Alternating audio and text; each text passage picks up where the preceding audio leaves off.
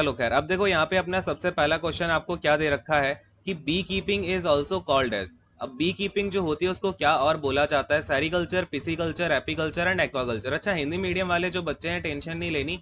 अब देखो डियर, आपको यहाँ पर जो क्वेश्चन दिया जाएगा ना वो सेरिकल्चर, पिसिकल्चर यही हिंदी में आपको लिख के दे दिया जाएगा। इसकी हिंदी थोड़ी देंगे, नहीं तो इसकी आपको मीनिंग ही पता चल जाएगी, ठीक है ना। तो समझते हैं इन सारे टर्म्स को, ज्यादा टेंशन नहीं लेनी। अच्छा, अब देखो यहाँ पर आपको ये दो टर्म दे रखे हैं, एक दे रखा है पिसिकल्चर और एक दे रखा है आपको एक्वाकल्चर। इन दोनों में बहुत छोटा सा डिफरेंस होता है, ये आपको पता होना चाहिए, क्योंकि अगली बार आपसे यही थोड़ी पूछेगा बी कीपिंग के बारे में। तो पिसिकल्चर क्या होता है? ये होता है आपकी फार्मिंग ऑफ फिशेस, ठीक है ना। क्या होता है ये आपका? Farming of fishes in ponds, यानी कि जो आपका आपने देखा होगा तालाब वगैरह में जो है फिशेस की यहाँ पर क्या कर रहे होते हैं? फार्मिंग कर रहे होते हैं, ठीक है ना। उसको हम उस प्रोसेस को बोल देते हैं क्या? तो अपना पिसिकल्चर बोल देते हैं। और यहाँ पे एक चीज ध्यान में रखना, आपसे कभी कभी पूछ लिया जाता है कि हम यहाँ पे फिशेस की कौन सी जो मेन फिशेस हैं, कौन सी जो है उनका कौन सी टाइप की फिशेस को यहाँ पे हम फार्म करते हैं। तो मेनली यहाँ पर आपकी जो कार्प फिशेस हैं जो आपकी सैल्मन फिशेस हैं, इनकी यहाँ पर जो है फार्मिंग की जाती है, ठीक है। तो ये दो जो फिशेस हैं इनके नाम ध्यान रखना। अच्छा, अब ये जो एक्वाकल्चर होता है, एक्वाकल्चर ध्यान से समझो, यहाँ पर फार्मिंग ऑफ फिशेस ही नहीं होती अकेली। एक्वाकल्चर की जब हम बात करते हैं तो यहाँ पे होता है आपका farming of fishes, farming of fishes plus में आपका जो एक्वाटिक प्लांट्स है, यानी कि आपने देखा होगा समुद्र में क्या होता है, पानी के नीचे कुछ पेड़ पौधे वगैरह उगे रहते हैं ना, उनको भी हम यहाँ पर अपना एक्वाकल्चर में उगा रहे होते हैं, ठीक है ना। इसके अलावा आपका एल्गी हो गया, या फिर आपके पानी में जितने भी ऑर्गेनिज्म होते हैं, जैसे कि आपका मॉलस्कस हो गए, ठीक है ना, मॉलस्कस हो गए, तो इन सभी को आपका क्या किया जाता है? एक्वाकल्चर में उगाया जाता है। लेकिन अगर हम पिसिकल्चर की बात करेंगे तो यहाँ पर अकेली हम बात करते हैं किसकी? फिशेस की, जो कि पॉन्ड्स वगैरह में आपकी उगाई जाती हैं, या फिर उनकी फार्मिंग की जाती है, बेसिकली उगाई जाती है, ठीक है ना। समझ गए ये वाली बात? अच्छा, अब देखो अपने पास में दो टर्म बचते हैं, एक बचा सेरिकल्चर। तो सेरिकल्चर को समझते हैं। सेरिकल्चर बेसिकली क्या होता है? इसमें ये आपका होता है कल्टीवेटिंग सिल्क वॉर्म्स, यानी कि इसमें हम क्या करते हैं? कल्टीवेट करते हैं। कल्टीवेट का मतलब समझना बड़े ध्यान से, अभी आपको ना कल्टीवेट और फार्मिंग में डिफरेंस समझ आएगा। कल्टीवेटिंग सिल्क वॉर्म्स, ये जो पूरा का पूरा सेरिकल्चर होता है, इसमें जो आपका रेशम वाले कीड़े होते हैं ना, जो कैटरपिलर्स होते हैं, कीड़े होते हैं, सिल्क वॉर्म होते हैं, कोकून बनता है जिससे, ठीक है। तो उनकी हम क्या करते हैं? उनको कल्टीवेट करते हैं। कल्टीवेट का मतलब समझना, cultivate and extracting silk and extracting silk from them, यानी कि एक्सट्रैक्टिंग का मतलब हम उनसे निकाल रहे होते हैं क्या? Silk, silk from them. तो जो भी आपके रेशम वाले कीड़े होते हैं उनसे हम क्या करते हैं? सिल्क को जो है यहाँ से निकाल रहे होते हैं, कल्टीवेट कर रहे होते हैं। अच्छा, अभी कैसे किया जाता है पता है? तो जो कोकून होता है या फिर सिल्कवॉर्म होता है, उसको ना गर्म पानी में बॉईल कर दिया जाता है। बॉईल करते हैं तो जो उसकी रेशम होती है, यानी कि जो सिल्क होती है, वो निकल जाती है। तो यहाँ पर इस चीज को देखते हुए ना, जो पेटा एक ऑर्गेनाइजेशन है, आपको पता होगा पेटा ऑर्गेनाइजेशन, ठीक है ना, उसने इसको काफी ज्यादा जो है कंडेम किया था, यानी कि इसको काफी ज्यादा यहाँ पर wait a second, I think आपको यहाँ पे साइड में थोड़ा सा दिख नहीं रहा होगा, यहाँ से कटा कटा सा थोड़ा दिख रहा होगा, कोई बात नहीं, इसको ना अगले पेज पे लेके चलते हैं। Wait a second. अच्छा, यहाँ पर देखो, तो मैं क्या बोल रहा था, यहाँ पे जो सेरिकल्चर है उसको यहाँ पे बेसिकली जो पेटा होता है, पेटा संगठन, उसने यहाँ पे बहुत ज्यादा जो है इसको लेकर के मना वगैरह किया था कि इसका ये सब सेरिकल्चर नहीं होना चाहिए। लेकिन अपने लिए इंपॉर्टेंट बात यह है कि महात्मा गांधी जी ने भी इसको क्या किया है? कंडेम किया है, ठीक है ना। सेरिकल्चर को जो है महात्मा गांधी जी ने भी बोला था ये गलत चीज है, ये नहीं होनी चाहिए, क्योंकि यहाँ पे हम क्या करते हैं? सिल्क वॉर्म्स को या फिर कोकून को जो है यहाँ पे हम उसको उबाल रहे होते हैं, ठीक है, जिंदा। और इन्होंने, महात्मा गांधी जी ने ना फिर एक कॉन्सेप्ट दिया था किसका? अहिंसा सिल्क का। तो इन्होंने बोला जो भी वाइल्ड आपका कोकून होता है, वाइल्ड सिल्कवॉर्म होता है, उससे आप जो है उसे बिना मारे जो है इससे सिल्क निकाली जा सकती है, ठीक है। तो अहिंसा सिल्क का कॉन्सेप्ट यहाँ पे महात्मा गांधी जी ने दिया था, अगर कहीं कहा बार पूछ ले तो, ठीक है ना। सेरिकल्चर की बात हो गई। अब ये बचता है आपका एपीकल्चर। तो समझते हैं भाई एपीकल्चर का क्या मतलब है। एपीकल्चर का मतलब होता है बेसिकली आप क्या कर रहे हो? फार्मिंग ऑफ बीज कर रहे हो, ठीक है ना। जो आपकी पता है ना मधुमक्खियां वगैरह होती हैं, फार्मिंग ऑफ बीज क्या होता है भाई? मधुमक्खियों की खेती करना। क्यों खेती कर रहे हैं यहाँ पे? आप एक बात समझना, अगर आपसे कोई पूछे टू ऑब्टेन, है ना, क्या हम यहाँ पे प्राप्त करने के लिए इनकी खेती करते हैं, तो अकेला हनी प्राप्त करने के लिए इनकी खेती नहीं की जाती है। इनसे हम हनी तो लेते ही लेते हैं, इसके अलावा जो वैक्स होता है, ठीक है ना। बी वैक्स यहाँ पे बनता है, बड़ा ही मतलब काफी ज्यादा ये ऑर्गेनिक रहता है। इसके अलावा जेली वगैरह बनती है, ठीक है ना। तो इन सभी चीजों के लिए इनकी फार्मिंग की जाती है। इवन लेट से मेरा एक बहुत बड़ा गार्डन है और मुझे उसका पॉलिनेशन करवाना है, तो इसलिए भी मैं जो है अपना बीज को यहाँ पे पाल लूंगा या फिर उनकी फार्मिंग कर लूंगा, जिससे कि जो मेरा गार्डन है उसका पॉलिनेशन हो जाएगा। पॉलिनेशन समझते हो भाई, एक एक फ्लावर पे बैठेगी मधुमक्खी, वहां से जाएगी तो उसके जो कण है वो दूसरी जगह गिर जाएंगे। बात समझ में आ रही है ना। तो इसको हम पॉलिनेशन बोलते हैं। तो ये होता है आपका एपीकल्चर। तो अब बताओ जरा, बी कीपिंग आपका क्या कहलाएगी? क्या कहलाएगी भाई? एपीकल्चर ही कहलाएगी। समझ में आया? अच्छा, एक चीज और समझना, अगर आपसे कभी पूछ ले a place where bees are kept, a place where bees are kept, यानी कि जहां पर ये जो मधुमक्खियां हैं रखी जाती हैं, उस जगह को क्या बोला जाता है? बीज आर कैप्ट। तो उस जगह को देखो डियर, बोला जाता है आपका एपियरी। नोट डाउन कर लो, ये भी आपसे पूछा जा सकता है। क्या बोला जाता है भाई? एपियरी बोला जाता है। चलिए, ये आपका क्वेश्चन हो गया, देखो आया हुआ एग्जाम में, इससे सारी की सारी चीजें क्लैरिफाइड आपको हो गई होंगी। अगले क्वेश्चन पे आते हैं। The common unit of measuring volume is litre such that 1 litre is equal to. अब देखो इसमें थोड़ा सा कई सारे बच्चों को दिक्कत होती है, तो थोड़ा समझते हैं इसको ध्यान से। जो कॉमन मेजरिंग वॉल्यूम है 1 लीटर, वो किसके इक्वल होता है? तो मैं आपको ये लिखवा रहा हूँ, इसको ना अच्छे से नोट डाउन कर लो। मैं आपको सारे के सारे जितने इंपॉर्टेंट टर्म्स हैं, litre, centimetre, metre, millimetre, decimetre, ठीक है। ये सेंटीमीटर होता है सी से, एम से आपका मिलीमीटर होता है, डी से आपका डेसीमीटर होता है। देखो डी से डेसी हो गया, एम से मिली हो गया, और आपका सी से क्या हो गया? सेंटीमीटर। क्लियर है? तो अगर हम 1 लीटर की बात करते हैं, ध्यान से देखना और इसको नोट डाउन कर लो, ये क्वेश्चन आपका बदल बदल के पूछा जा सकता है। अगर हम 1 लीटर की बात करें तो कितने मीटर क्यूब होंगे 1 लीटर में? तो ये होते हैं 10⁻³ मीटर क्यूब। ध्यान देना, 10⁻³ मीटर क्यूब होता है। 10⁻³ का मतलब समझते हो ना, यहाँ पर 0.001 मीटर क्यूब होता है इसका मतलब। समझ गए ना? चलो, अब अगर मैं आपसे 1 लीटर की बात करूं तो इसमें कितने सेंटीमीटर क्यूब हो जाएंगे? तो 10⁻³ सेंटीमीटर क्यूब हो जाएंगे, ठीक है ना। और अगर मैं 1 लीटर की बात करूं तो इसमें कितने मिलीमीटर क्यूब हो जाएंगे? तो 10⁻6 मिलीमीटर क्यूब हो जाएंगे। समझ रहे हो? तो यानी कि आपको दिख रहा है यहाँ पे 1 मिलीमीटर क्यूब गलत हो जाएगा, यहाँ पे 10⁻³ होना चाहिए था, गलत है। यहाँ पे 10⁻³ होना चाहिए था, गलत है। और अगर मैं आपसे बात करूं डेसीमीटर क्यूब में, तो 1 litre equal to 1 decimetre cube होता है। क्लियर है? तो 1 लीटर में कितने डेसीमीटर क्यूब? 1 डेसीमीटर क्यूब, है ना। चलो, अब आपको थोड़ी सी चीजें और बताता हूं एक्स्ट्रा, उनको भी नोट डाउन कर लो। अरे कर लोगे ना? समझ में आ रहा है तो फटाफट से हाँ बोलते जाओ, है ना। चलो, 1 मीटर में आपका बताओ कितने डेसीमीटर होते हैं? तो 1 मीटर में जो है 10 डेसीमीटर होते हैं। कितने डेसीमीटर होते हैं? 10 डेसीमीटर। अगर मैं आपसे बात करूं 1 मीटर में कितने सेंटीमीटर होते हैं? तो 100 सेंटीमीटर होते हैं। अगर मैं आपसे बात करूं 1 मीटर में कितने मिलीमीटर हो जाएंगे? तो 1000 मिलीमीटर हो जाएंगे। तो इसी तरीके से अब आपको ये समझ आ गया होगा कि अगर मैं 1 सेंटीमीटर की बात करूं तो इसमें कितने 1 सेंटीमीटर में जो है आपके कितने मिलीमीटर हो जाते हैं, है ना। तो 1 सेंटीमीटर में आपके 10 मिलीमीटर हो जाते हैं। इन सभी को नोट डाउन कर लो, बहुत कंफ्यूजिंग होता है, लेकिन अच्छे से ध्यान में रखना। आप, मैंने आपको पूरा का पूरा कन्वर्जन दिखा दिया है इसका, ठीक है। हमेशा याद रखोगे ना आप। चलो, अगले वाले यहाँ पे क्वेश्चन पे आते हैं। Third question, which of the following plant tissue is a living tissue. आपसे क्वेश्चन देखो, बड़ा प्यारा क्वेश्चन है ये, और ये क्वेश्चन आपका रिपीट होगा, बदल के रिपीट होगा। तो वो मैं आपको सारी की सारी इसकी थ्योरी बताता हूँ क्या होता है इसमें। तो जो भी इसमें पूछा है, कौन सा प्लांट टिश्यू जो है एक लिविंग टिश्यू होता है। चलिए, टिश्यू का मतलब समझते हो हिंदी में? टिश्यू का मतलब होता है ऊतक, ठीक है ना। क्या होता है? टिश्यू, ऊतक। तो ये पूछ रहा है कि पेड़ों में जो है आपका कौन सा जिंदा ऊतक होता है। समझ गए? चलो, ऑप्शन हमें दे रखे हैं स्क्लेरेनकाइमा, ट्रैकिएड्स, फ्लोएम फाइबर्स या फिर पैरेनकाइमा। अब आपको मैं यहाँ पर समझाता हूँ, चीजों को बड़े ध्यान से नोट डाउन कर लो। प्लांट्स में ना आपका एक टाइप होता है टिश्यूज का, जिन्हें हम क्या बोलते हैं? सिंपल परमानेंट टिश्यू बोलते हैं, ठीक है ना। क्या बोलते हैं? Simple permanent tissue. ये क्या? ये ऊतक, सिंपल परमानेंट टिश्यू, यानी कि ऊतक जो है आपके प्लांट में रहते हैं। अच्छा, ये एक टाइप ऑफ टिश्यूज होते हैं जो कि आपके प्लांट में, आप समझना, ये ना 3 टाइप के होते हैं। पहला होता है पैरेनकाइमा। पहला क्या होता है भाई? पैरेनकाइमा होता है। दूसरा आपका कौन सा होता है? दूसरा होता है कॉलेनकाइमा, ठीक है। दूसरा कौन सा होता है भाई? कॉलेनकाइमा होता है। और आपका यहाँ पर तीसरा होता है स्क्लेरेनकाइमा, ठीक है ना। कौन सा होता है? स्क्लेरेनकाइमा होता है। तो ये 3 जो है टिश्यूज होते हैं अपने प्लांट में, जो सिंपल परमानेंट टाइप के होते हैं। अब ध्यान से देना, इन तीनों टिश्यूज की क्या यहाँ पर विशेषता है। जो पैरेनकाइमा और जो कॉलेनकाइमा है, ये दोनों आपके कैसे होते हैं, लिविंग टिश्यूज होते हैं। ये दोनों के दोनों आपके लिविंग टिश्यूज होते हैं, ये चीज ध्यान में रखना।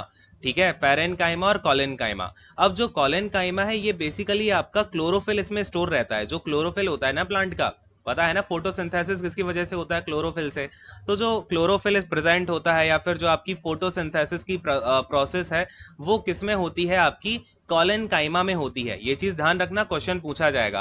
पैरेनकाइमा की अगर हम बात करें तो ये जैसे जीरोफाइट्स वाले जो प्लांट हो गए, तो उनमें ये क्या काम करता है, आपका वाटर वगैरह स्टोर करके रखता है। ठीक है, क्या करता है, वाटर स्टोर करके रखता है, और ये भी आपका एक लिविंग टिश्यू होता है, पैरेनकाइमा। अच्छा, अगर हम स्क्लेरेनकाइमा की बात करें तो फिर ये आपका एक डेड टिश्यू होता है। ठीक है ना, ये कैसा होता है, डेड टिश्यू होता है। काफी जो है इसकी जो परत होती है वो काफी मोटी होती है स्क्लेरेनकाइमा की, और ये मोस्टली मोस्टली जो है आपका लिग्निन से बना होता है। और जो बड़े प्लांट्स हो जाते हैं ना, जो ट्रीज हो जाते हैं, जो छोटा प्लांट होता है उसमें मोस्टली जो है स्क्लेरेनकाइमा प्रेजेंट नहीं होता, और बट जो बड़े प्लांट हो जाते हैं, बड़े ट्रीज हो जाते हैं, तो उनमें आपका स्क्लेरेनकाइमा पाया जाता है। अरे बात समझ में आ गई क्या, ये पॉइंट सारे के सारे ध्यान में रखना, क्वेश्चन यहीं से अब आपका पूछा जाएगा, क्योंकि अब ये अब अगेन तो रिपीट करने वाले हैं नहीं। ठीक है, तो वो आपने नोट डाउन कर लिया। अब देखो, लिविंग टिश्यू के बारे में पूछा था तो हमने देख लिया स्क्लेरेनकाइमा तो जो है इसमें नॉन लिविंग टिश्यू होते हैं या फिर नॉन लिविंग सेल्स इसमें प्रेजेंट होती हैं, तो ये तो हमारे काम का नहीं है। अच्छा, अब अगर हम यहाँ पर ट्रैकिड्स की बात करें तो ट्रैकिड्स क्या होते हैं समझना। आपको पता है अपने प्लांट में दो टाइप की जो है यहाँ पर चीजें होती हैं, एक होता है फ्लोएम और एक आपका होता है जाइलम। ठीक है, तो बताओ जरा जाइलम क्या काम करता है और फ्लोएम क्या काम करता है। जाइलम आपका जो यहाँ पर वाटर होता है वो जो ट्रांसपोर्ट करने का काम होता है वो जाइलम का होता है। ठीक है ना, और किसी भी ट्री में फ्लोएम क्या काम करता है, जो भी आपका ऑर्गेनिक मटेरियल है या फिर जो उसके लिए जरूरी है शुगर वगैरह ट्री के लिए, जो रूट्स से लेकर के ये ऑर्गेनिक मैटर आपका लेके जाता है फ्लोएम। ठीक है ना, ये चीज समझ में आई, फ्लोएम जाइलम ये होते हैं। तो ये जो ट्रैकिएट्स होते हैं, ये ट्रैकिएट्स आपका जाइलम में ही पाए जाते हैं। ठीक है ना, जाइलम के अंदर यहाँ पर एक कुछ जो है ट्रैकिएट्स पाए जाते हैं, और ये क्या काम करते हैं, तो ये आपका बेसिकली यहाँ पे जो वाटर का ट्रांसपोर्ट हो गया या फिर कुछ सॉल्ट हो गए, तो उनका ट्रांसपोर्टेशन में हेल्प करता है वही जाइलम वाला काम, क्योंकि जाइलम के अंदर ये मौजूद होते हैं। तो क्वेश्चन यहाँ से ये बनता है बेसिकली कि ट्रैकिएट्स आपके कहाँ पर प्रेजेंट होते हैं, तो ध्यान में रखना ट्रैकिएट जाइलम में प्रेजेंट होते हैं, और ये जो है नॉन लिविंग सेल से बने होते हैं। ठीक है ना, किससे बने होते हैं, ये नॉन लिविंग सेल से बने होते हैं। तो ये तो अब आपका अगेन नॉन लिविंग हो गया, तो ट्रैकिएट से भी हमें पता चल गया, कोई दिक्कत वाली बात नहीं है। अरे कुछ रटना पड़ेगा क्या, बताओ, कुछ रटना तो नहीं पड़ रहा है। चलो, अब यहाँ पे देखो फ्लोएम फाइबर, अगर हम फ्लोएम की बात करें तो फ्लोएम क्या करता है, बेसिकली ये ऑर्गेनिक वो फोटोसिंथेटिक मटेरियल होता है या फिर जो भी हमारे लिए ऑर्गेनिक मटेरियल है वो मैंने आपको बता दिया, ये ऊपर लेके जाता है। अगेन ये कैसा होता है, आपका नॉन लिविंग होता है, फ्लोएम फाइबर तो कुछ नहीं होता। ठीक है, तो ये हो गया। बाकी पैरेनकाइमा की बात करें, मैंने आपको बता दिया लिविंग सेल होती है, तो यही हमारा करेक्ट ऑप्शन हो जाएगा। तो हमें बस यहाँ पे ना ऑप्शन ऑप्शन नहीं खेलना है, हमें यहाँ पे चीजों को समझना है कि कैसे क्या है। अच्छा, फ्लोएम का एक क्वेश्चन और बनता है कि ये जो फ्लोएम टर्म है ना, फ्लोएम ये जो टर्म है यानी कि फ्लोएम नाम है, किसने दिया था, तो यहाँ पर एक साइंटिस्ट थे कार्ल नगेली करके। ठीक है ना, इन्होंने जो है फ्लोएम नाम का वर्ड यहाँ पर दिया था। बात समझ में आ गई क्या, इनसे रिलेटेड अब कोई भी क्वेश्चन ऐसा है तो उसे अब आप गलत तो नहीं करोगे, है ना। चलिए फोर्थ वाले क्वेश्चन पे आते हैं। अब देखो बड़ी ही इंपॉर्टेंट यहाँ पर प्रोसेस दे रखी है, इन सभी को हम यहाँ पे एक एक करके समझते हैं। आपको क्या पूछा है, the process of improving the nutritional quality of food crops is termed as, यानी कि वो पूछ रहा है आपसे क्वेश्चन में कि जो फूड क्रॉप्स होते हैं यानी कि खाने वाली जो फसलें होती हैं, उनकी हमें अगर न्यूट्रिशनल क्वालिटी अच्छी करनी हो, इंप्रूव करनी हो, तो उस प्रोसेस को क्या नाम दिया जाता है। और यहाँ पे आपके सामने चार बड़ी अच्छी अच्छी प्रोसेस चिपका दी गई हैं, तो इन सभी प्रोसेस को आपको समझना पड़ेगा। एक एक प्रोसेस बहुत इंपॉर्टेंट है और सारे इंपॉर्टेंट क्वेश्चन बनते हैं इन चारों से। सभी को समझते हैं, आंसर आपको अपने आप पता चल जाएगा। ठीक है, सबसे पहले यहाँ पे समझेंगे कि बायो रिमेडिएशन क्या प्रोसेस होती है। हिंदी मीडियम वाले बच्चे डोंट वरी, अभी ये प्रोसेस है, बेसिकली हम इसकी पूरी की पूरी डेफिनेशन समझते हैं इसमें क्या क्या होता है। ठीक है, तो देखो भाई, पहली प्रोसेस हुई अपनी बायो रिमेडिएशन। अब इसमें बेसिकली होता क्या है, लेटस से क्या हुआ, आपका कोई एक सराउंडिंग है या फिर कहीं पर आपका क्या हुआ, पानी गंदा हो गया। ठीक है, कहीं का पानी गंदा हो गया या फिर कहीं की जो सॉइल है वो खराब हो गई। कैसे होती है, यहाँ पर आपका लेट से किसी सॉइल में एसिडिक वेस्ट चला गया। एसिडिक वेस्ट क्या होता है, जो फैक्ट्रीज वगैरह से वेस्ट आता है ना, वो एसिडिक होता है और वो आपका सॉइल में गिर गया। या फिर पानी कैसे गंदा हो गया, लेटस से आपका ऑयल स्पिल हो गया। ऑयल स्पिल समझते हो, जहां पर कहीं आपका तेल वगैरह फैल गया और किसी ओशन से जा रहा था या फिर किसी लेक से जा रहा था, तो वहां पर आपका ऑयल गिर जाता है। अब बेसिकली हमें क्या करना पड़ेगा, इस पानी को साफ करना पड़ेगा, या फिर अगर हमें सॉइल को थोड़ा सा अच्छा करना है, इसकी क्वालिटी को अच्छा करना है, तो हमें उस जो हम प्रोसेस को वहां पर अपनाते हैं, उस प्रोसेस को बोला जाता है बायो रिमेडिएशन। ध्यान से देखना, ये रेमेडी का मतलब क्या होता है। रेमेडिएशन आपका एक वर्ड है जो कि रेमेडी से बना हुआ है। रेमेडी का मतलब होता है एक बैलेंस प्रोवाइड करना, ठीक है ना। क्या करना, बैलेंस प्रोवाइड करना, या फिर किसी खराब चीज को थोड़ा सा ठीक कर देना, है ना, उसको यूज लायक कर देना। तो बेसिकली इसमें आपका क्या किया जाता है, समझना ध्यान से। अब कोई अगर पानी आपका यहाँ पे गंदा हो गया, कोई सॉइल गंदी होगी, तो यहाँ पर क्या करते हैं ये लोग कि जो एनवायरमेंटल कंडीशंस हैं, क्या करते हैं ये, उस जगह की जो एनवायरमेंटल कंडीशंस हैं उनको थोड़ा सा चेंज करते हैं, ठीक है ना, अल्टर करते हैं उनको। क्या करते हैं, चेंज करते हैं, या फिर बेसिकली चेंज करना है, या फिर यहाँ पर आपका अल्टर वर्ड यूज करना ज्यादा बेटर रहेगा, ठीक है। तो उसको चेंज करते हैं, बेसिकली अल्टर करते हैं। तो वहां पर क्या होता है ना कि कुछ माइक्रो ऑर्गेनिज्म जो है वो ग्रो कर जाते हैं। ऐसी कंडीशन के लिए हम चेंज करते हैं, कर देते हैं कि वहां पर कुछ जो है माइक्रो ऑर्गेनिज्म जो है वो क्या हो जाए, ग्रो हो जाए। तो ये जो माइक्रो ऑर्गेनिज्म ग्रो होते हैं, यानी कि माइक्रो ऑर्गेनिज्म क्या होते हैं, हिंदी में जीवाश्म होते हैं, ठीक है ना। क्या होते हैं, जीवाश्म। तो ये जो माइक्रो ऑर्गेनिज्म यहाँ पर पैदा हुए वो क्या करते हैं, ये जो आपका एसिडिक वेस्ट है या फिर यहाँ पर जो ऑयल स्पिल हुआ है, तो उसको धीरे धीरे क्या करते हैं, खा जाते हैं। आपको पता है माइक्रो ऑर्गेनिज्म का काम क्या होता है, बेसिकली वो चीजों को मोबिलाइज कर देते हैं, ठीक है ना, मेटाबलाइज कर देते हैं। तो ये काम क्या करेंगे, यहाँ पे जो भी गंदगी है या फिर ऑयल स्पिल हुआ है या फिर आपका लेट से जो एसिडिक वेस्ट पड़ा हुआ है, उसको ये धीमे धीमे खाते जाते हैं, खाते जाते हैं। तो वहां का जो एसिडिक वेस्ट है, यानी कि वहां की जो इम्प्योरिटी है वो खत्म हो जाती है। तो इस पर्टिकुलर पूरी की पूरी प्रोसेस को क्या बोला जाता है, बायो रिमेडिएशन बोला जाता है। अरे बोलो हाँ, क्लियर हुआ क्या। ये क्वेश्चन अगर आपका कभी आया तो गलत तो नहीं करोगे। चलिए अगली वाली जो आपकी प्रोसेस थी वो थी बायो फोर्टिफिकेशन। ये भी समझते हैं कि भाई बायो फोर्टिफिकेशन क्या होता है। यहाँ पे देखो, बायो फोर्टिफिकेशन, फोर्टिफिकेशन ध्यान से समझना। अब ये जो फोर्टिफिकेशन है इसका बेसिकली मतलब क्या होता है, हमने क्या करा दिया, प्लांट्स में क्रॉस ब्रीड करा दिया, ठीक है ना। प्लांट्स में हमने क्या करा दिया, क्रॉस करा दिया। तो उस प्रोसेस को तो बोला जाता है फोर्टिफिकेशन। लेकिन अगर मैं बायो वर्ड इसके साथ लगा दूं ना, तो उसका मतलब समझो। अगर आपसे अकेला फोर्टिफिकेशन पूछा तो हमें उससे मतलब नहीं है कि कौन से प्लांट का किसमें कराया, बस उसमें आपका जो भी आपकी नीड थी, लेट से आपको उसमें फ्लावर की क्वालिटी बहुत अच्छी चाहिए थी, फ्लावर सुंदर सा चाहिए था आपको, या फिर उसमें क्या हुआ कि आपको फ्रूट बड़ा चाहिए था, छोटा चाहिए था, ठीक है, तो आपने उसका क्रॉस करा दिया और उस प्रोसेस को हमने बोल दिया फोर्टिफिकेशन। लेकिन जब हमने बायो वर्ड का यूज किया तो ये बड़ा ही आपका, इसमें हम क्या करते हैं, सिलेक्टिव ब्रीडिंग कराते हैं, ठीक है ना। क्या कराते हैं इसमें हम, selective breeding of plants, selective breeding of plants कराते हैं। इसमें बेसिकली होता क्या है, जो भी हमारी फूड क्रॉप्स होती हैं, जैसे लेट से मेरा यहाँ पे मैंने क्या किया, वीट को उगाया, मैंने वीट को उगाया, तो मेरा जो वीट था ना उसमें न्यूट्रिशनल वैल्यू उसकी बहुत कम थी। ध्यान देना, उसकी क्या थी, न्यूट्रिशनल वैल्यू, यानी कि जो उसका पोषक तत्व थे, उसकी जो पोषक मात्रा थी उसमें पोषक तत्वों की वो बहुत कम थी। तो मैंने क्या किया, इसको मैं एक ऐसे वीट के साथ क्रॉस कराऊंगा जिसकी न्यूट्रिशनल वैल्यू बहुत ज्यादा होगी। लेट से इसकी न्यूट्रिशनल वैल्यू है 40, अगले वाले की न्यूट्रिशनल वैल्यू है 100। तो मैं जब इन दोनों का क्रॉस करा दूंगा तो जो अगला आइटम निकलेगा ना उसकी न्यूट्रिशनल वैल्यू बढ़ के हो जाएगी 70 तक, ठीक है।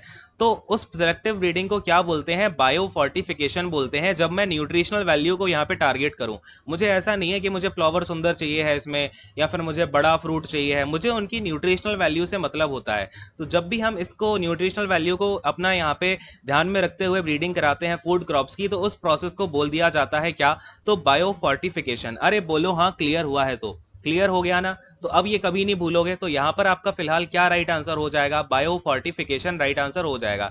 लेकिन हमें तो यहाँ पे आपका जो थर्ड प्रोसेस दे रखी है बायो मैग्निफिकेशन, इस पर भी चलना है ना। चलिए बायो मैग्निफिकेशन समझते हैं। देखो यहाँ पे अब हम देखने लग रहे हैं बायो मैग्निफिकेशन ये कौन सी प्रोसेस होती है। तो ये जो पर्टिकुलर प्रोसेस है ना, ये आपकी फूड चेन में देखी जाती है, ठीक है ना। किस में देखी जाती है, आपकी फूड चेन में ऑब्जर्व की जाती है। अरे वेट अ सेकेंड, देखो फूड चेन में की जाती है। कैसे की जाती है, थोड़ा सा ध्यान से समझना। यहाँ पर लेटेस्ट से क्या होता है आपका फूड चेन में, देखो यहाँ पर फूड चेन में क्या होता है कि पहले कोई आपका एक आइटम है, ठीक है, पहले कोई फूड चेन में जो सबसे नीचे लेवल पे होता है उसको उसके ऊपर वाला खाएगा, फिर उसको उसके ऊपर वाला खाएगा, है ना। तो इस तरीके से जो टॉप एंड में कंज्यूमर होता है वो फिर फाइनली जो है सबको खा लेता है। क्लियर है, बात समझ में आ रही है ना इतनी सी। तो बेसिकली इसमें क्या होता है बायोमैग्निफिकेशन प्रोसेस में कि लेटेस्ट से आपका जो प्राइमरी यहाँ पे था, यानी कि जो सबसे छोटे लेवल की फूड चेन में सबसे नीचे था, जो बिल्कुल एंड में था, वो यहाँ पर क्या हो गया, टॉक्सिक हो गया। गया, वो यहाँ पर क्या हो गया, टॉक्सिक हो गया, यानी कि उसमें जो है विषैले तत्व आ गए। कैसे आ गए, मैं आपको थोड़ा सा एक एग्जांपल देता हूँ। लेटस से आपका यहाँ पे क्या हुआ, एक तालाब है, ठीक है, ये आपका एक पॉन्ड है। इसमें आपने क्या किया, अपना आपने बिल्कुल गंदगी प्लास्टिक वगैरह फेंक रखी है, और जो फैक्ट्रीज के एसिडिक वेस्ट हैं वो यहाँ पर चले आ रहे हैं, ठीक है ना। तो ये पूरा आके यहाँ पे गिरा। अब बेसिकली यहाँ पर जो एक छोटी सी मछली घूम रही थी किनारे पे, छोटी मछली आ जाती है, तो छोटी मछली घूम रही थी, वो यहाँ पर अपनी यहाँ पे विशाल जो टॉक्सिक वेस्ट था एसिडिक का, या फिर ये जो टॉक्सिक वेस्ट था आपका, आपने जो प्लास्टिक वगैरह फेंकी, उससे वो मर जाती है। और वो मछली थोड़ी सी अंदर को चली गई, उस छोटी सी मछली को बड़ी मछली ने खा लिया, ठीक है। उसको किसने खाया, बिग फिश ने खा लिया। अब उस बिग फिश को आप गए और बढ़िया तालाब से उठा के ले आए, और जो मछुआरा वगैरह हैं फिशरमैन, वो इसको उठा के ले गए। उन्हें तो नहीं पता था पहले से मरी है, या ये जो है आपकी बेसिकली मर गई, और ठीक है, उसको उसी टाइम पे जो फिशरमैन थे उन्होंने उठा लिया। तो ये जो टॉक्सिक वेस्ट था, यानी कि जो सबसे गंदा जो यहाँ पे विषैला तत्व था, वो छोटी मछली ने खाया। लेट से छोटी मछली के पेट में था इतना टॉक्सिक वेस्ट, तो जो बड़ी मछली है ना, उसके पेट में जाकर के टॉक्सिक वेस्ट हो जाएगा आपका इतना।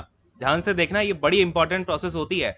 फिर यही जो टॉक्सिक वेस्ट है, इस मछली को जाकर के जो भी आदमी खाएगा, उसके पेट में ये वाला टॉक्सिक वेस्ट बन जाएगा इतना, ठीक है। तो ये जो टॉक्सिक वेस्ट है, ये अपने आप में इंक्रीज होता जा रहा है। इस प्रोसेस को बोला जाता है बायोमैग्निफिकेशन। और जाकर के हो सकता है कि ये आदमी या तो बहुत ज्यादा सीरियस बीमार हो जाए, या फिर ये मर जाए, ठीक है। तो ये आदमी मर गया, लेकिन ये आपका एंटर कहां से हुआ, फूड चेन में छोटी सी मछली में एंटर हुआ था पहले। अब समझ में आ रहा है आपको क्या होती है बायोमैग्निफिकेशन की प्रोसेस। क्लियर हो गया ना, कोई दिक्कत नहीं आएगी अभी कभी, अब कभी भी, है ना, फूड चेन में। और ये आपकी प्रोसेस जो है हम देखते हैं। अब आया आपका यहाँ पर फाइटो रिमेडिएशन। तो देखो यहाँ पर ये आपका क्या था, बायो रिमेडिएशन था। अब यहाँ पर आपको फाइटो दिख रहा है। बायो का मतलब बेसिकली क्या होता है वो आपको समझ में आया होगा जब मैंने ऊपर समझाया। अब फाइटो का मतलब देखते हैं, ठीक है ना। चलिए, फाइटो रिमेडिएशन भी यहाँ पर हम समझेंगे। हमें ना एक एक चीज समझनी है यार, तभी तो आपको देखो जब प्रीवियस ईयर पेपर करोगे, उनकी चीजें समझोगे, थ्योरी पे जाओगे, तभी तो आपको पता चलेगा कि हम आगे आने वाली चीजों में सही जा रहे हैं, नहीं जा रहे हैं, डायरेक्शन हमारी क्लियर है, नहीं है। तो समझ में आ रहा है आपको, पसंद आ रही है ये सब चीजें, नीचे कमेंट करके जरूर बताइएगा, ठीक है ना। चलिए खैर, यहाँ पे देखो, तो यहाँ पर आपको फाइटो का मतलब पता होना चाहिए। फाइटो का मतलब क्या होता है, आपका प्लांट, ठीक है ना। फाइटो का मतलब प्लांट हो गया। रेमेडी का मतलब मैंने आपको बताया था, ये भी रेमेडिएशन है। रेमेडी का मतलब क्या होता है, बैलेंस में लाना। तो प्लांट की मदद से अगर हम किसी चीज को बैलेंस में लाते हैं या फिर उसकी रेमेडी करते हैं, तो उसको बोला जाता है फाइटो रेमेडिएशन। अच्छा, अब जरा सा ध्यान से समझिएगा। तो बेसिकली हम इस प्रोसेस का यूज कहां पर करते हैं, अपने माइंड को थोड़ा सा आप यहाँ पे खोलो और मेरी बात को समझो। लेटेस्ट से यहाँ पर क्या हुआ, हमने यहाँ पे कोल माइन खोली थी अपनी, ठीक है। कोल माइन खोली और हमने वहां से अपना पूरा का पूरा कोल जो है एक्सट्रैक्ट कर लिया, यानी कि जो हमारा कोयला था वो हमने पूरा का पूरा निकाल लिया। अब हम क्या करेंगे, हमारी इंसानों की यही आदत है, वहां से जब पूरा का पूरा कोयला खत्म हो गया तो हम उसको छोड़ के निकल लेंगे।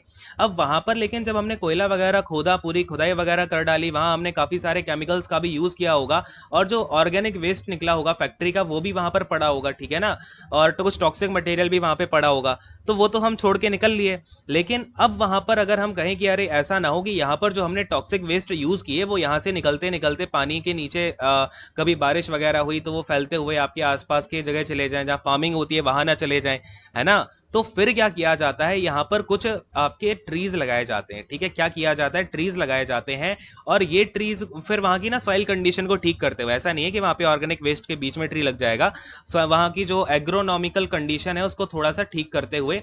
एग्रोनॉमिकल का मतलब होता है आपका कृषि से संबंधित जो भी आपकी कंडीशंस हैं उनको थोड़ा ठीक करके उसके साथ में। और आपको पता है हर ट्री के साथ में कोई ना कोई माइक्रो ऑर्गेनिज्म आपका एसोसिएटेड होता है।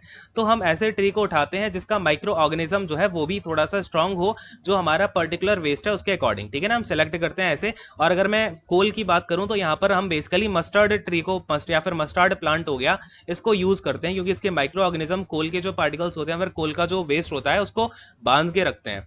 तो अब समझना, मैंने यहाँ पे ट्रीज लगा दिए तो होगा क्या, ये ट्रीज जो एक काम करते हैं, जैसे कि आपका जो भी वेस्टेज है उनको एक्यूमुलेट कर देते हैं, ठीक है ना। क्या कर देते हैं, एक्यूमुलेट कर देते हैं, यानी कि उनको ये एक तरीके से जो भी वहां का टॉक्सिक वेस्ट है, ऑर्गेनिक वेस्ट है, उसको खींच करके ना बांध देते हैं।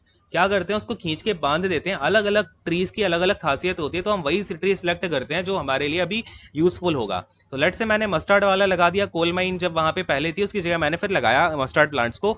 तो वो क्या करेंगे, जो भी आपका वेस्ट है उसको बांध के रख देंगे। तो ये जो वेस्ट है ना, वो आपका दूसरी जगह जा नहीं पाएगा। और अगर यहाँ पर ऑर्गेनिक वेस्ट होगा तो वो तो फिर आपका वेस्ट खत्म ही कर देंगे ये प्लांट्स, ठीक है। लेकिन जो नॉन ऑर्गेनिक वेस्ट होता है, जो हम केमिकल यूज करते हैं, उनको यहाँ पर ये बांध के रख देते हैं, ठीक है। उनको पूरा का पूरा खत्म नहीं कर पाते, क्योंकि हमने इतना घटिया, मतलब क्या ही बताऊं आपको, हमने बहुत घटिया घटिया चीजें यूज करी हुई हैं, केमिकल्स यूज किए हैं, जिनको खत्म करना तो नामुमकिन है। तो ये ट्रीज यहाँ पे बेचारे उनको बांध के रखते हैं, और ये फिर आपका इस तरीके से ये जो प्रोसेस है पूरी की पूरी, ये इसको हम बोलते हैं क्या, तो फाइटो रिमेडिएशन। अरे समझ में आया क्या? फटाफट से बोलो हाँ। क्लियर हुआ? तो ये सभी जो है प्रोसेस ध्यान में रखना। अब आपसे कोई भी प्रोसेस उठा के पूछ ले, कोई दिक्कत आनी नहीं चाहिए, है ना। चलिए अब हम यहाँ पर आते हैं अपने अगले वाले क्वेश्चन पे। अब देखो यहाँ पर हमें क्वेश्चन नंबर 5 में क्या गिवन है, in hydro power plants which energy of water is utilised to generate electricity. तो पूछ रहा है कि जो हाइड्रो पावर प्लांट्स होते हैं उनमें हम कौन सी एनर्जी को यूज करते हैं वाटर की, जिससे कि जो इलेक्ट्रिसिटी है वो जनरेट हो जाती है। तो ध्यान से समझना, काफी सारे बच्चों को यहाँ पे कंफ्यूजन होता है और बहुत से बच्चे काइनेटिक एनर्जी लगा के आ जाएंगे, पता है मुझे। लेकिन समझो, हाइड्रो पावर प्लांट की जब आपसे बात हो रही होती है ना, तो यहाँ पर हम क्या यूज करते हैं, ठीक है। ध्यान से देखना आप जरा। लेट से यहाँ पर मैंने हाइड्रो पावर प्लांट की बात की, तो हाइड्रो पावर प्लांट में क्या होता है, यहाँ पर मैंने एक डैम बना दिया, ठीक है ना। वो जो डैम होते हैं ना, डैम के पास में आपका हाइड्रो पावर प्लांट बनाए जाते हैं। ये मैंने एक अपना डैम बना दिया, और फिर मैंने इस डैम के बीच से जो है थोड़ा सा पानी खोल दिया। तो पानी लेटेस्ट से इस डैम में यहाँ तक भरा हुआ था, तो ये पानी क्या करेगा, थोड़ा सा पानी यहाँ से निकलना शुरू हो जाएगा। तो ये पानी निकला निकला यहाँ पे थोड़े से लोअर जो है अपने यहाँ पर पहुंच गया, ठीक है। तो फिर मैं यहाँ पे क्या करता हूँ, यहाँ पे लेटेस्ट से मैंने एक अपनी यहाँ पे एक वो लगा दी टरबाइन, ठीक है। तो ये जो टरबाइन आपका, ये टरबाइन कैसे घूमेगी, ये है आपका एक हाई एंड, ठीक है। ये आपका फिजिक्स की प्रोसेस होती है, एक हाई एंड है और फिर ये आपका क्या है, लो एंड है।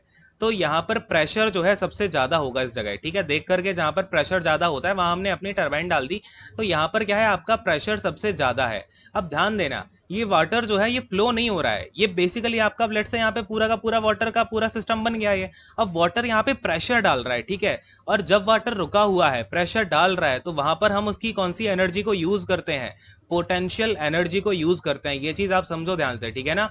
किसको यूज करते हैं, पोटेंशियल एनर्जी को। लेकिन यही वाटर अगर मेरा बहुत ज्यादा गति से जो है घूम रहा होता, यानी कि बहुत फास्ट गति से जो है ये आपका फ्लो हो रहा होता, और फिर मैं यहाँ पे टरबाइन लगा के घुमा देता इसको, यानी कि टरबाइन लगाता और ये पानी के फ्लो की वजह से घूमने लगती, तो यहाँ पर मैं इसकी काइनेटिक एनर्जी को यूज करता, ठीक है। बात समझ में आ रही है ना। पोटेंशियल एनर्जी आपकी होती है जब कोई भी आपका लेटेस्ट से पानी है या फिर कोई भी पर्सन है, अगर वो खड़ा हुआ है, वो कहां पर है, रेस्ट की पोजीशन पे है, तो उसको हम बोल देते हैं पोटेंशियल एनर्जी। और एक चीज और, पोटेंशियल एनर्जी में आपका हाइट कंसीडर की जाती है, ठीक है ना।